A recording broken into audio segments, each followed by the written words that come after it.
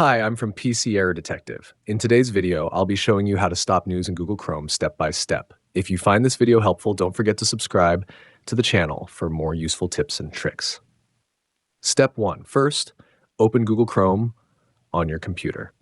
Now, look at the top right corner and click on the three-dot menu icon. From the drop-down menu, select Settings.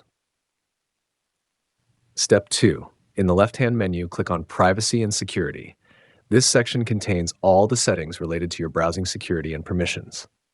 Step 3. Now click on Site Settings. Scroll down until you find the Notifications option. This is where Chrome manages which websites are allowed to send you notifications. Step 4. Under the Default Behavior section, select Don't Allow Sites to Send Notifications. This will block all future notification requests from websites, including news sites.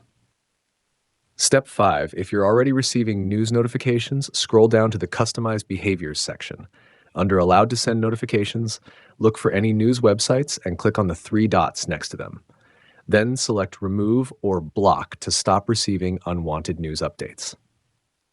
And that's it. That's how you can stop news notifications in Google Chrome.